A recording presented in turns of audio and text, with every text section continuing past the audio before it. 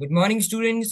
मेरा नाम है वैभव। आज हम पढ़ेंगे समुच्चय सेट्स का भाग 28। अभी तक हम 27 भाग पढ़ चुके हैं। आज हम 28वें भाग, जो कि हमारा आखिरी भाग है समुच्चय सेट्स का, उस पर दृष्टि डालेंगे और उसे अच्छे से समझेंगे। इस अध्याय में, मतलब इस भाग में, हम अब सिर्फ उसका सारांश या फिर समरी पढ़ेंगे, क्योंकि पिछले भाग में ही हमारा पाठ खत्म हो गया था। ठीक है, तो चलिए, देर किस बात की है, शुरू करते हैं। हाँ, तो आज हम पढ़ेंगे सारांश या फिर समरी हमारे समुच्चय या फिर सेट्स की। ठीक है, तो चलिए हम शुरू करते हैं। सारांश। इस अध्याय में समुच्चयों से संबंधित कुछ मूलभूत परिभाषाओं और संक्रियाओं पर विचार किया गया है। ठीक है, इस अध्याय में ये जो हमारा पाठ था समुच्चय, इसमें हमने कई मूलभूत परिभाषाओं, है ना, समुच्चयों से जुड़ी हुई कई मूलभूत परिभाषाओं और संक्रियाएं, जो ऑपरेशंस वगैरह, प्रोसेस वगैरह थी, संक्रियाओं पर विचार किया गया है, जिसका सार नीचे दिया हुआ है। हमने जो भी अभी पाठ में पढ़ा है वो सभी हम एक बार देख लेंगे। ठीक है, पहला, एक समुच्चय वस्तुओं का सुपरिभाषित संग्रह होता है ना। ये हमें पता है कि एक जो समुच्चय होता है वह वस्तुओं का सुपरिभाषित संग्रह होता है। कैसे? जैसे कि प्राकृत संख्याओं का समुच्चय, है ना, अभाज्य संख्याओं का समुच्चय, वास्तविक संख्याओं का समुच्चय, है ना। तो इसमें क्या है, सुपरिभाषित संग्रह है। मतलब प्राकृत संख्याओं का समुच्चय, मतलब इस समुच्चय के अंदर जितने भी अवयव होंगे वह सारी प्राकृत संख्या ही होंगी। वास्तविक संख्याओं का समुच्चय, मतलब इस समुच्चय के अंदर जितने अवयव होंगे वह वास्तविक संख्या ही होगी, है ना। इसलिए जो एक समुच्चय होता है वह वस्तुओं का सुपरिभाषित संग्रह होता है। दूसरा, एक समुच्चय जिसमें एक भी अवयव नहीं होता है रिक्त समुच्चय कहलाता है ना। ये भी हमने पढ़ा है कि अगर कोई समुच्चय है जिसमें एक भी अवयव नहीं है, जैसे कि हम बोल दें कैसे, 10 से कम, है ना, हम बोल दें 10 से कम 22 के गुणज, है ना, 10 से कम 22 के गुणज। तो अगर हम देखें कि 10 से कम, है ना, 22 के गुणज मतलब 22 होगा या फिर 44 होगा, है ना, मतलब उसके गुणज, है ना, उसके मल्टीपल्स हैं, तो 22 से कम नहीं हो सकते, है ना। तो जो उसके गुणज हैं वह नहीं हो सकते। तो ये जो समुच्चय हो जाएगा वह रिक्त हो जाएगा, क्योंकि उसमें एक भी अवयव नहीं है। ठीक है, तो एक समुच्चय जिसमें एक भी अवयव नहीं होता है वह रिक्त समुच्चय कहलाता है, और इसे हम फाई से निरूपित करते हैं, है ना। फाई से, या फिर रिक्त समुच्चय में मजले को, दो मजले कोष्ठक लिखते हैं और बीच में थोड़ी जगह छोड़ते हैं, है ना। तो इसे भी हम रिक्त समुच्चय को निरूपित कर सकते हैं। ठीक है,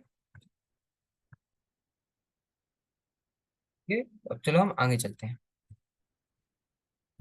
हम्म, एक समुच्चय जिसमें अवयवों की संख्या निश्चित होती है वह परिमित समुच्चय कहलाता है, अन्यथा अपरिमित समुच्चय कहलाता है ना। वह समुच्चय जिसमें जो अवयवों की संख्या होती है वह परिमित होती है ना, या फिर निश्चित होती है। ठीक है, तो उसे हम परिमित समुच्चय कहते हैं। जैसे 1 से लेके 10 तक की प्राकृत संख्या है ना, तो हमें पता है कि 1 से लेके 10 तक की जो प्राकृत संख्या है उसमें 1 2 3 4 5 6 7 8 9 और 10 यही अवयव आएंगे। तो अवयवों की जो संख्या है समुच्चय की, वह क्या है, निश्चित है। तो इसे हम परिमित समुच्चय कहेंगे। लेकिन जिनमें अवयवों की संख्या निश्चित नहीं होती उन्हें हम अपरिमित समुच्चय कहते हैं। जैसे कि अभाज्य संख्याओं का समुच्चय, है ना। तो अभाज्य संख्या क्या है, 2 3 5, है ना, 7, ऐसे ऐसे करके आगे तक, कब तक, ये अनंत तक जाएंगे, है ना, क्योंकि हमने नहीं बताया कि हमें कहाँ तक चाहिए। जैसे हमने बोला था 1 से लेके 10 तक की प्राकृत संख्या, लेकिन हमने यहाँ ये नहीं बताया कि हमें जो अभाज्य संख्या चाहिए वह कहाँ तक चाहिए, है ना। तो ये कहाँ तक, ये अनंत तक जाएंगे, है ना। तो जो अवयवों की संख्या है वह क्या है, निश्चित नहीं है, अतः यह अपरिमित समुच्चय कहलाएगा। ठीक है, तो एक समुच्चय जिसमें अवयवों की संख्या निश्चित होती है वह परिमित समुच्चय कहलाता है, अन्यथा अपरिमित समुच्चय कहलाता है। ठीक है, अब दूसरा देखें। दो समुच्चय ए और बी समान कहलाते हैं यदि उनमें तथ्यता समान अवयव हो। ठीक है, दो समुच्चय, जैसे कि मान लें हम ए है और बी है, ये दो समुच्चय हैं, ये समान तब कहलाएंगे जब इनमें जो अवयवों की संख्या और अवयव है वह समान होंगे। जैसे कि अगर समुच्चय ए है जिसमें 1 से लेके 5 तक की संख्या है, और समुच्चय बी है जिसमें भी 1 से लेके 5 तक की संख्या है ना, 1 2 3 4 5 और 1 2 3 4 5, है ना। तो इसमें क्या है, हमारे अवयव जो है वह समान है, संख्या भी समान है और अवयव भी समान है ना। तो इनमें हम इन्हें समान अवयव कह सकते हैं। ठीक है, दो समुच्चय ए और बी समान कहलाते हैं यदि उनमें तत्व समान अवयव हैं। ठीक है, अगर समान अवयव है तो हम उन्हें समान समुच्चय या फिर इक्वल सेट्स कह सकते हैं। ठीक है, तो अगर ए और बी में समान अवयव है तो हम उन्हें ए ए और बी में समान अवयव है तो हम ए और बी समुच्चय को समान समुच्चय कह सकते हैं। ठीक है, इसमें कोई दिक्कत नहीं ना, समझ आ गया? चलो हम आगे चलते हैं, ये हम पढ़ भी चुके हैं। ठीक है, एक समुच्चय ए किसी समुच्चय बी का उपसमुच्चय कहलाता है यदि ए का प्रत्येक अवयव बी का भी अवयव हो। अंतराल समुच्चय आर के उपसमुच्चय होते हैं। क्या? एक समुच्चय जैसे माने हम ए है और एक समुच्चय बी है, अगर ए समुच्चय के प्रत्येक अवयव बी समुच्चय में है तो ए क्या होगा? बी का उपसमुच्चय होगा। है ना? जैसे समुच्चय ए है जिसमें 2 और 3 ये दो अवयव है ना, 2 और 3 संख्या वाले 2 और 3 ये दो अवयव है। और बी समुच्चय में 2, 3 और 4 ये 3 संख्या है ना। ए समुच्चय में 2 और 3 ये दो संख्या है, और बी समुच्चय में 3 संख्याएं 2, 3 और 4। तो हम देख सकते हैं कि ए समुच्चय का जो प्रत्येक अवयव है 2 और 3 वह बी समुच्चय का भाग है ना। 2 और 3 बी समुच्चय में भी है, तो ए क्या है? बी का उपसमुच्चय कहलाए। ठीक है, तो एक समुच्चय ए किसी समुच्चय बी का उपसमुच्चय कहलाता है यदि ए का प्रत्येक अवयव बी का भी अवयव हो। अंतराल समुच्चय आर के उपसमुच्चय होते हैं। ठीक है, इसमें कोई दिक्कत नहीं ना। दूसरा, किसी समुच्चय ए का घात समुच्चय ए के सभी उपसमुच्चयों का संग्रह होता है ना। किसी समुच्चय ए का घात समुच्चय क्या होता है? अगर मान लीजिए हमारे पास कोई समुच्चय ए है, ठीक है, उसके जितने भी उप समुच्चय होंगे उन्हें जब हम समुच्चय के रूप में लिखते हैं तो वह घात समुच्चय कहलाते हैं। जैसे कि हमारे पास एक समुच्चय ए है जिसमें 2 अवयव हैं, 1 और 2। ठीक है, तो इसके उप समुच्चय क्या होंगे? एक तो एक होगा है ना, एक का समुच्चय होगा, एक 2 का समुच्चय होगा है ना, एक 1 और 2 का समुच्चय होगा, क्योंकि प्रत्येक समुच्चय अपने आप का उप समुच्चय होता है ना। और एक क्या होगा? फाई या फिर रिक्त समुच्चय होगा, क्योंकि रिक्त समुच्चय या फिर फाई प्रत्येक समुच्चय का उपसमुच्चय होता है। तो हमारे पास कितने? 4 उपसमुच्चय आए है ना।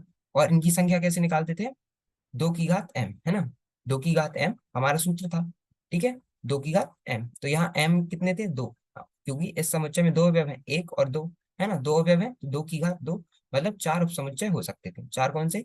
एक का उपसमुच्चय, 2 का उपसमुच्चय, एक रिक्त समुच्चय, और एक स्वयं ए अपना उपसमुच्चय होगा। ठीक है, तो हमारे पास ये 4 उपसमुच्चय होंगे। अब हम इन 4 उपसमुच्चय को एक समुच्चय के रूप में लिखते हैं है ना, मझले कोष्ठक के अंदर।